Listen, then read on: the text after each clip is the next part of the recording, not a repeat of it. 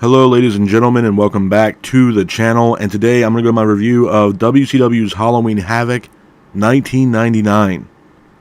Starting off the evening, we'll go to our first match of the night. It is for the WCW Cruiserweight Championship. It is Disco Inferno versus Lash LaRue. I thought it was an okay matchup. Back and forth matchup between Inferno and LaRue, with Inferno keeping the pace of the match. And Inferno ultimately hits the finish on Lash LaRue, pins for the 3. And your winner of the match is Disco Inferno. Hats off to Disco Inferno for getting the win in this matchup. Moving on from that, we go into our next match of the night. It is a street fight for the WCW Tag Team Championships. It is Conan teaming up with Kidman versus Harlem Heat versus Brian Knobbs and Hugh Morris. I thought this was a good matchup. Back and forth matchup with all teams involved, but Harlem Heat ultimately pick up the victory in this matchup. Hats off to Harlem Heat for getting the win in this matchup. Moving on from that, we go into our next match of the night. It is Eddie Guerrero versus Perry Saturn. I thought this was an okay matchup. Back and forth matchup between Guerrero and Saturn, with Guerrero keeping the pace of the match. Flair makes his way out to the ring. Flair ends up attacking Eddie Guerrero, and your winner of the match by disqualification is Eddie Guerrero. Hats off to Eddie Guerrero for getting the win in this matchup. Moving on from that, we go into our next match of the night. It is Brad Armstrong versus Berlin. I thought this was a horrible match. Back and forth matchup between Armstrong and Berlin, with Armstrong ultimately picking up the victory on Berlin. Hats off to Brad Armstrong for getting the win in this matchup. Moving on from that, we go into our next match of the night. It is for the WCW Television Championship. It is Rick Steiner versus Chris Benoit. I thought this was a good match. Back and forth matchup between Rick Steiner and Benoit, with Rick keeping the pace of the match. Dean Malenko makes his way out to the ring. Malenko then hits Benoit with a chair shot. Rick Steiner capitalizes on this, goes for the cover, pins for the 3. And your winner of the match is Rick Steiner. Hats off to Rick Steiner for getting the win in this matchup.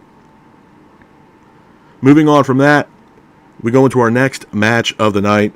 It is Lex Luger versus Bret Hart. I thought this was a good match. Back and forth matchup between Lex and Bret, with Bret attacking Lex Luger throughout the entire match. But Lex applies a single leg crab on Bret Hart, and your winner of the match by submission is Lex Luger. Hats off to Lex Luger for getting the win in this matchup. Moving on from that, we go into our next match of the night. It is Hulk Hogan versus Sting for the WCW World Heavyweight Championship. This was a horrible match. Hogan pretty much laid on the mat for Sting for the cover. Sting went for the cover, pinned for the 3, and your winner of the match was Sting. This was a horrible moment for WCW, hands down. And I'll get into this towards the end of the podcast, but this was a horrible moment for WCW, and this was probably one of those matches and moments where everybody thought WCW was really going downhill, and they weren't wrong. But moving on from that, we go into our next match of the night. It is for the WCW United States Championship. It is Goldberg versus Sid Vicious. It was a good matchup. Nash and Hall make their way out to the ring to attack Goldberg.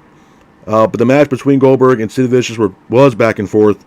But Goldberg wins this match ultimately by TKO. Hats off to Goldberg for getting the win in this matchup. Moving on from that, we go into our next match of the night. It is a strap match between Ric Flair and Diamond Dallas Page. I thought it was an okay matchup. Back and forth matchup between Flair and DDP, with Flair keeping the pace of the match. But Diamond Dallas Page ultimately picks up the victory in this matchup against Flair. Hats off to Diamond Dallas Page for getting the win in this matchup. Moving on from that, we go into our next match of the night. It is for the WCW World Heavyweight Championship. It is Goldberg versus Sting. I thought this was a good match. Back and forth matchup between Goldberg and Sting, with Goldberg keeping the pace of the match. Goldberg then hits a spear on Sting, and then Goldberg ultimately hits his signature jackhammer on Sting, pins for the 3, and your winner of the match, and at that time new WCW World Heavyweight Champion, is Goldberg. Hats off to Goldberg for getting the win in this matchup. A couple things I want to say about Halloween Havoc 1999 before I get out of here, man. Number one, it was an okay event at best. Couple couple matches on here that I didn't like. I wasn't really a big fan of. The opening matchup between Inferno and Lash LaRue. Again, I could have done without that match. What's really sad about this matchup, and it was for the Cruiserweight division, and I've always hyped up the Cruiserweight division for WCW because I truly thought it was underrated. And I still think that to this day. I think the Cruiserweight division for WCW was severely underrated. With that being said, though, man, as the years went on for WCW, the Cruiserweight division got very, very weak.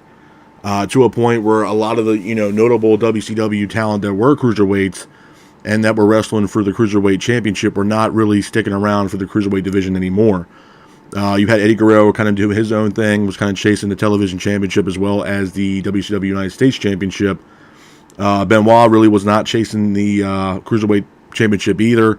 Neither was Jericho. I believe Jericho was actually gone at this point and went over to WWE. So Jericho really wasn't around that much, I believe, for 99 of WCW. I think he actually went over to WWE mid to late 99 into 2000 and made his WWE debut.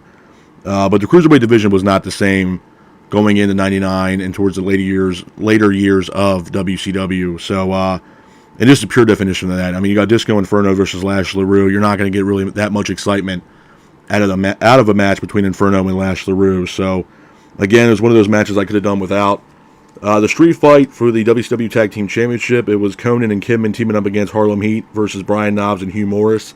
Solid matchup with Harlem Heat becoming victorious and winning the WCW Tag Team Championships. Eddie Guerrero versus Perry Saturn, again, solid matchup from top to bottom.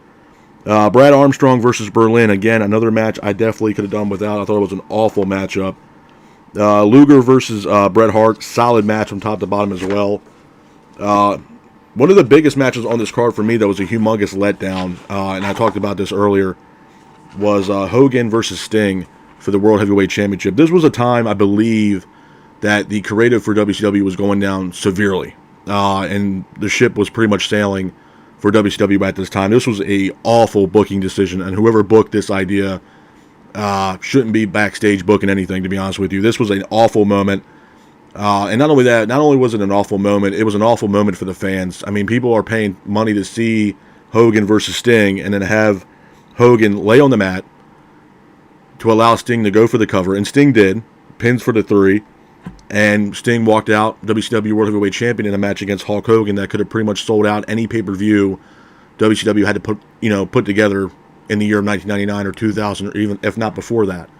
It was an awful match. It was an awful moment. It kind of showed the character of WCW and the direction they were going towards the year 2000, 2001. And we all know what happened with WCW. They eventually got bought out and folded. They were bought out by their competition, by Vince McMahon, and Vince bought the company. And a lot of the guys that you saw in WCW either went to WWE, or a lot of notable WCW talent didn't go to WWE, and that was it. They either retired or wrestled on the independents, and you never saw them again, or went over to Japan, and you never saw them again. So it was a horrible moment for WCW when this happened, man, and it really was a smack in the face, not only to to WCW itself, but the fans that were watching this, on pay-per-view and at the arena that night, watching this match go down, man. It was just an awful and horrible moment for WCW at that time. So definitely memorable, but it was an awful moment at the same time as well. Goldberg versus Sid Vicious, solid matchup, with Goldberg becoming victorious in this match against Sid Vicious by TKO. And then we obviously get to the main event, which was Goldberg versus Sting for the World Heavyweight Championship, with Goldberg becoming victorious and becoming the new World Heavyweight Champion at that time. With that being said, though, just like I do with every single one of these pay-per-views, you guys know by now I always give these pay-per-views a rating from 1 out of a 10. 1 being the absolute worst, 10 being the absolute best.